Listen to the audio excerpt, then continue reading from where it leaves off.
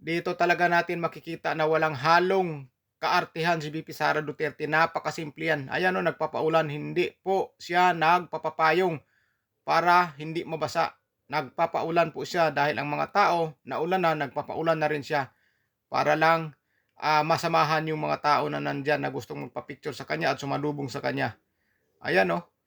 Siyempre, matagal na nag-aabang yung mga tao dyan. Nauulanan, kaya nagpapaulan na rin ang Vice Presidente. Kay VP Sara lang po natin makikita yung mga ganito na kahit umuulan, sumasalubong sa mga tao o pumupunta sa mga tao na naulanan din.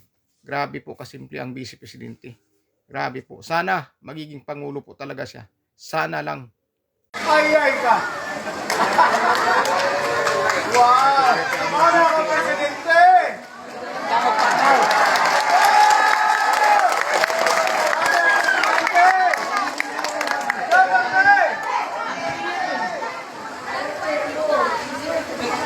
Kita nyo, grabe kasimple talaga kumain ng mais. Bumili po si VP Sara Duterte ng panindang mais. Oh. Yung mga mais na nagtitinda dyan sa gilid-gilid o naglalako, bumibili po si VP Sara Duterte. Yan, kumakain siya ng mais, di ba? Iba pa yan, wala. Hindi nila yan papansinin yung mga panindang ganyan, kung ibang mga opisyal pa na ganyan. Matindi ang suot, maganda yung kasuotan, at hindi bibili ng mga ganyan mga nilalako. Pero tingnan natin ang Vice Presidente. Tingnan nyo kung gaano kasimple. Ayan o, kumakain ng mais. Tingnan nyo yung suot ni VP Sara Duterte ha. Tingnan nyo yan. Naka-polo shirt, naka-pantalon lang, ang naka-sapatos lang yan. Kung ibang Vice President pa yan, grabe na po ang mga kasuotan dyan. Grabe na. Pormado, kagalang-galang. Kaya natatakot yung mga taong lumapit dahil sa kasuotan na napakagarang.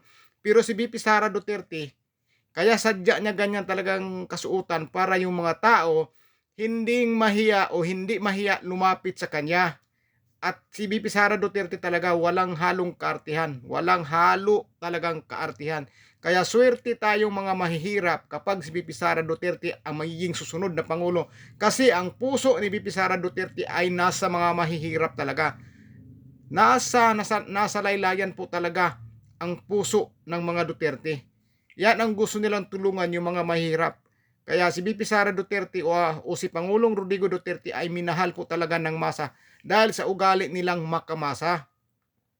Makamahirap po talaga ugali nila. Kaya nagagalit nga si VP Sara Duterte, di ba, yung may dinimulis doon sa Davao na hindi sa hinintay nung mayor pa siya. Sinabihan na hintayin nyo ako mga 2 oras. Gusto niya makipag-usap doon sa magdidimulis. Hindi nakapaghintay, dinimulis yung bahay. Kaya siya nagalit. Dumating siya, galit na galit at sinuntok yung sirip. Dahil sa sobrang galit niya na gigibain yung bahay na walang malipatan yung mga tao. Diyan po natin makikita kung gaano niya kamahal yung nasa baba o nasa laylayan. Di ba?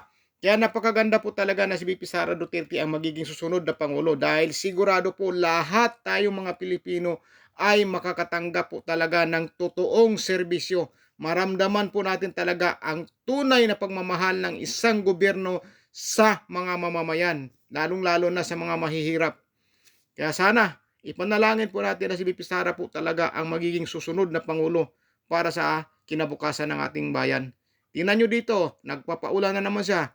Pumunta sa eskwelahan sa may Talakag Bukidnon. Ulan na naman, nagpapaulan na naman siya para mapuntahan ng lugar na yan.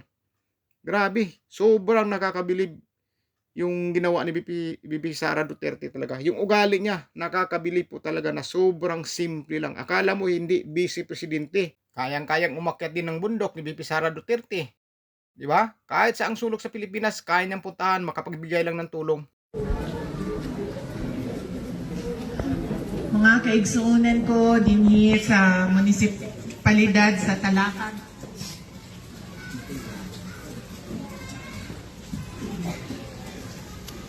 Mga kababayan, Assalamualaikum warahmatullahi wabarakatuh. Madayaw, maayong adlaw kaninyong tanan. Magandang araw sa inyong lahat. Unahon sa nako ang mga pagpasalamat. Ang pasalamat sa ato ang teaching and non-teaching staff sa Department of Education dinhi sa Mirayon Elementary School. Mirayon Central School. Daghang salamat sa inyong imbitasyon sa ako ang mutambong sa inyong balik eskwela program karong adlaw. Daghan kaayong salamat nga nalipay ko nga nakadawat og sulat gikan kay Ma'am Gay Noble para mo bisita dinhi sa inyong lugar karong adlaw.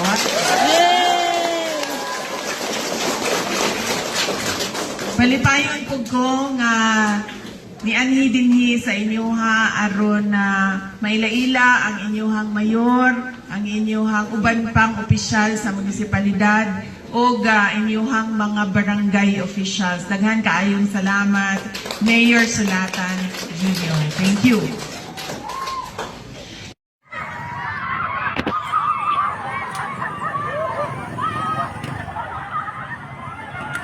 Hello? Ito mo ba?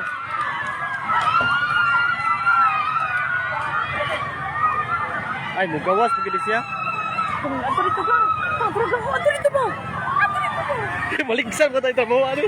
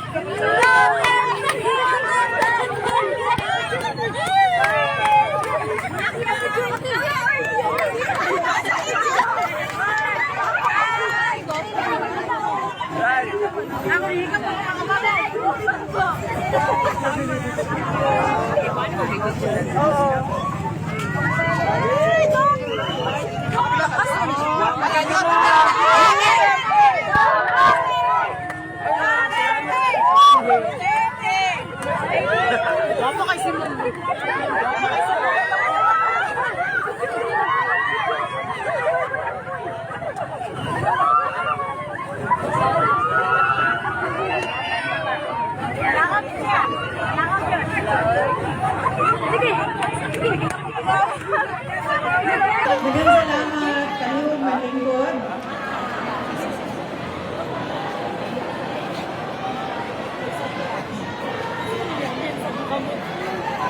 Mga kababayan, Assalamualaikum warahmatullahi wabarakatuh. Madayaw ngayong adlaw kaninyong tanan. Magandang araw sa inyong lahat.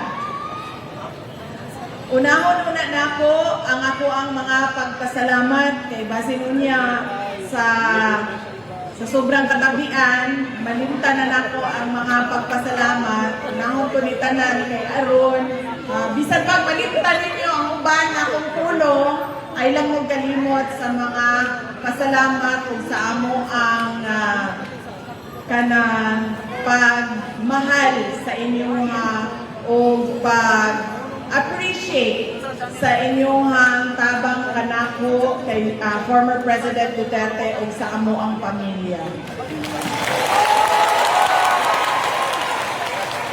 Una, ang ako ang pagpasalamat sa atong Mayor Zyrex, sa ato ang Vice Mayor Visitasyon ng Bata, sa ato ang mga konsihal, sa ato ang mga bisita ng mga Vice Mayor o mga dating Mayor dinhi sa probinsya sa Sarangani, sa ilang imbitasyon kanako nga motambong sa inyong closing program. Ito talaga yung kagandahan ni VP Sara Duterte. Wala po siyang pinipiling tao. Pagka may kumakaway sa kanya, pupuntahan po talaga niya yan. Kahit nasa biyahe siya sa kalsada at may mga tao na sa tabi na tumatawag sa kanya at kumakaway, hihintuan po niya at kausapin at kakamayan at makipag-picture. Ganun po kabuti ang Vice Presidente. Diba? Di kagaya ng iba, pag nanalo, hindi na mamamansin ng mga tao, diba? Hindi na magpapakita. Pero si VP Sara Duterte, kahit Vice Presidente na, nasa kalsada, tumatakbo yung sasakyan na sinasakyan niya, pag nakikita na may kumakaway sa tabi o sa kalsada o kumakaway sa kanya, hihintuan po talaga niya, hihintuan at kakamayan, papasalamatan.